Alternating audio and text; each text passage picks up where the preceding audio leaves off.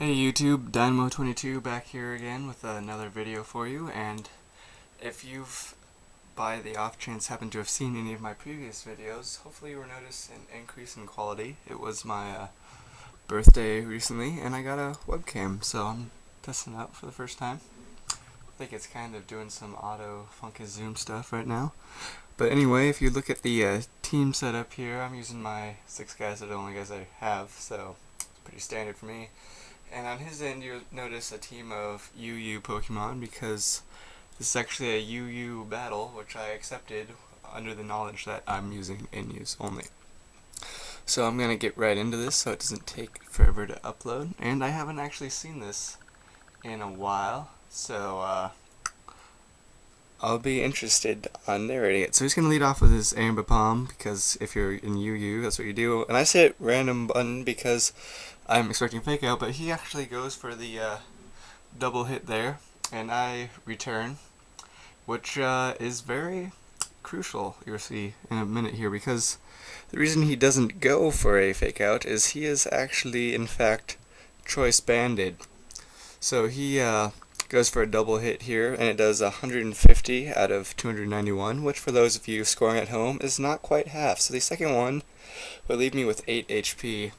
And I just U-turn on up out of there because I don't know. But anyway, yeah, choice band Ambipom lead. That was interesting. But Pidgeot is way pro, so he lives it.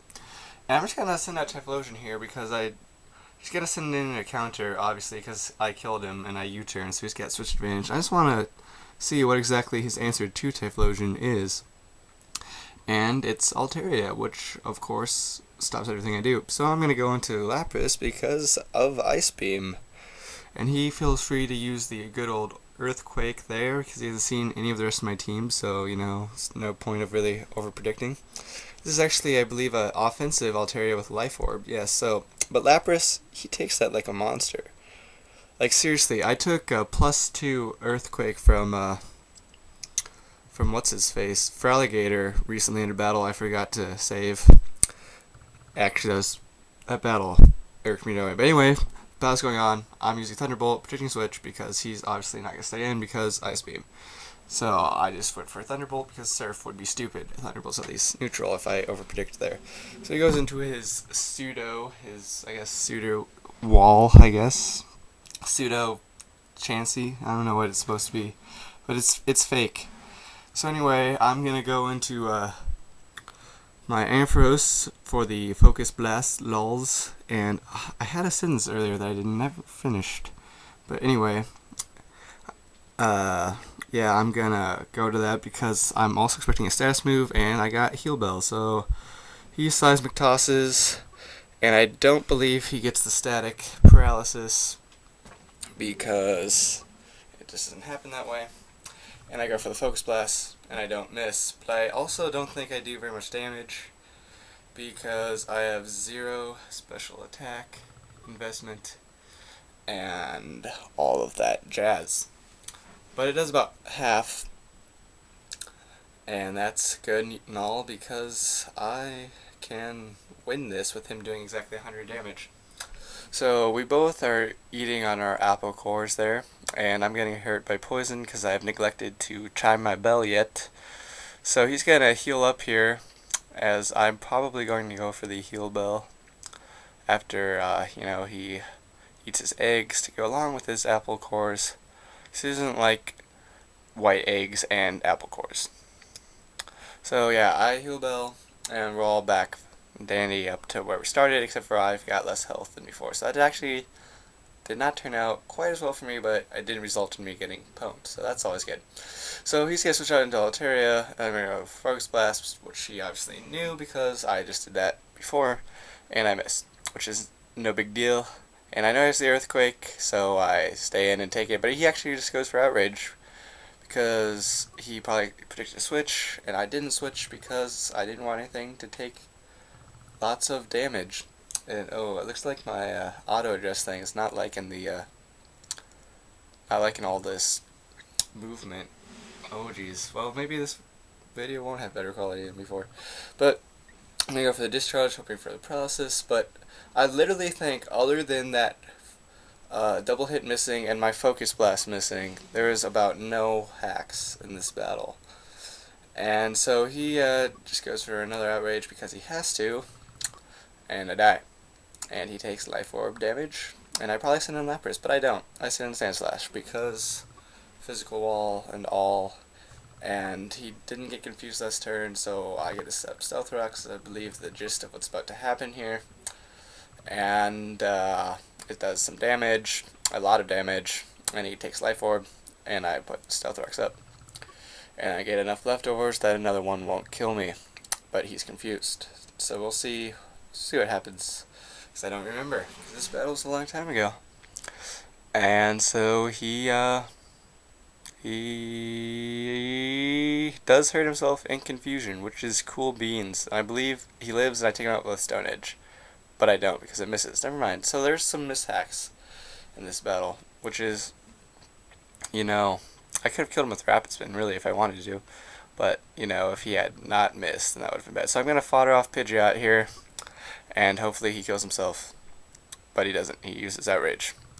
So my 8 HP Pro Pidgeot dies to a crit, because he really, really, really wanted to kill my Pidgeot. But he's gonna sacrifice himself to Life Orb, so that was the gist of why I switched in Pidgeot there, because with 8 HP, there was little chance of a better option happening there. So he goes into his Cloister, which makes it cool and all to have Stealth Rocks up, as I go into my Draft Rig, because on a double down, you go into Draft Rig, because he's a pro. So I go into Sub just to scout purposes, and I believe he does go for Spikes here, or Toxic Spikes, one of the two. He goes for Toxic Spikes. Oh yes, this leads to a rather interesting thing happening. So now that I have my substitute up, I'm gonna go ahead and go for that agility, because why not? No? Because I'm gonna baton pass into Sand Slash, that's why, because I don't want to baton pass into Typhlosion because of the not full health eruption. So he's setting up on me, and I'm setting up on him, and he doesn't appreciate that. So as you do against a substituter, you go into someone with Seismic Toss, because I obviously do not have 404 HP, so my substitutes will never, no matter how many Calm Minds I take, be able to take a Seismic Toss. So I go into Sand Slash here to spin that stuff away, because that's getting in the way. And I learn here a very interesting fact. If you have a substitute, Toxic Spikes do not, in fact, affect you if you baton pass. And that is interesting, because you'd think, you know, Sand Slash is still somewhere in the Toxic Spikes. Like, the Toxic Spikes aren't gone, they're just sitting there, only poisoning the substitute, which is now destroyed. So I don't know exactly why Sand Slash doesn't do that, but anyway, I thought like maybe I was just reading it wrong and you just set up 2 layers of spikes, but then it says Sand Slash, Blue or Toxic Spikes. Like, that's what I thought. So he Seismic tosses here, which is fine and dandy because he doesn't have spikes up anymore, so Typhlosion can feel free to rape face, which is important. So anyway, I do still have an agility boost, I remember, and I have more than 100 HP, which is going to tick this guy off, because if you noticed, Ampharos lived on like 11, and Pidgeot lived at 8, and when he Seismic tosses here, I'm going to live at 4, and he's starting to get a pattern here that he doesn't appreciate. And so I'm just going to go for Earthquake because I can, and he's just going to Seismic Toss because he can. So he lifts up my Sand Slash and throws me to the ground. Sand Slash should get like Iron Barbs or something in 5th gen, even though they're clearly not Iron, but he should get an ability that is such like that. So anyway, leftovers are going to happen to both of us, and I am going to fire off another Earthquake, but he's going to predict that, so maybe I will pick that and go for Stone Edge. That'd be cool. So anyway, he goes into his Ouchie here, who actually gets his own ouchiness because I have pointed stones. So who's getting touched by spiky things now? He is. So anyway, he takes the Earthquake like a champ, but I still have the agility boost, so I'm way faster, and he does not have Ice Shard, so I'm just like, Stone Edge, and entry hazards are no more. So bye-bye, Ouchie, because you don't like rocks. So now I'm getting some more health, but I'm not going to have enough to take a Seismic Toss, but he's not going to do that because he doesn't want to. He's gonna go into something else, obviously, but we'll see what it is. It is Bruce Lee, which is Hitmonlee. Rocks, big into him. Pretty obvious. Mach Punch, probably gonna kill. Yep, that was pretty predictable. So I'm looking at my team. I got nothing to take Bruce Lee. But he does have Life Orb, so I'm gonna go for some Life Orb stalling. But in 4th gen, I don't think subs affect Life Orb, so I'm just gonna go for an agility, because I need to Life Orb stall him. And here's where something good happens. He is unaware, I'm pretty sure, of the fact that Draft Rig is part normal. I was trying to scare him off by switching into Draft Rig. That's what the plan was there. So he's going to go for a Blaze Kick instead of a fighting type move that he might have at his disposal. So I'm just going to pass off that boost to Lapras because he doesn't want to go for fighting move apparently. And he misses Blaze Kick. So that's cool and all. Now I have an agility and almost full health, which means there's no way bad things are going to happen to me. So I just go for an Ice Beam because I need to hurt him enough so his Life Orb can take him out. And it does a nice chunk of damage there, and he close combats me because, see, I knew he had a fighting move. Of course he did, but he went for Blaze Click, so yes. Little known fact, Draft Rig is normal type. I actually did not know that for a long time, but anyway, this kills me with a crit, doesn't it? Or is it just a legit kill? So anyway, he just powers. I'm like max defense, but he pretty much just pwned me because it's all that. So anyway, I'm gonna go into Draft Rig again here because all my other options are not good ones. So I'm gonna go for a Calm Mind here, hopefully for some Life Orb stalling, and so I can just pass some stuff after he dies to his own Life Orb. So he does. Almost kills me. I live at 18, which is, again, adds to the theme of this battle of me living at very low HP. And he just Mach Punches to kill me, so I don't get to pass anything. But he dies to Life Orb, which is chill and all. So I sacrifice my Draft Rig to kill the Bruce Lee, which is major pain. I think it might be 1-on-1 now. No, he has 2. I only have 1 though. I have Typhlosion, but he is at full health. He has no boost pass to him, which is sad. I decided to go for the Eruption over the Focus Blast here because if it misses, it's a good game. Even though Eruption's like 225 power and super effective Focus Blast would be 240, but it does manage to kill the thing because I am that much of a pro. And I was scared it wouldn't because I went for the less powerful option.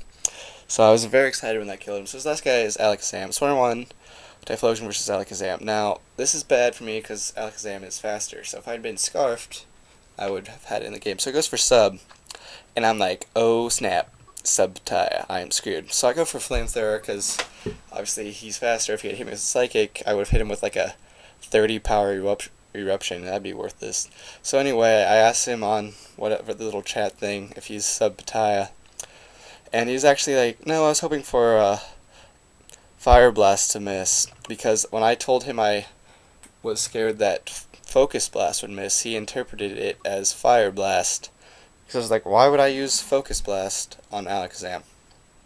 So he's actually just subbing, and it's worthless because I'm using a 100% accurate move. And he Psychics, and this is a moment of truth. If this gets a crit, I'm way dead.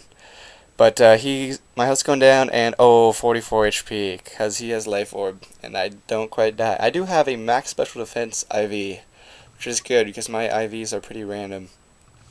So I live base boosted Flamethrower from about half health, a little less, like a third health, fourth health. He doesn't have very much health left.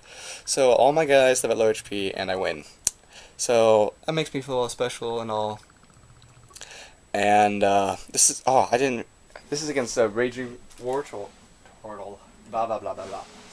And so anyway, comment on the new video quality. Tell me if you like it more or less. I can go back if it sucks. And I'll see you next time. Goodbye.